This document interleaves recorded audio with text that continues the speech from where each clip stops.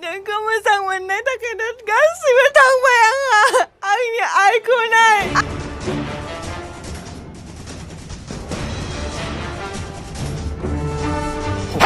Salah, ini saya mendang ke. Hei, anggur tangkau macam ni sahaja lo dah rasa. Tangkau tangkau macam ni. Anak kami belum fix apa?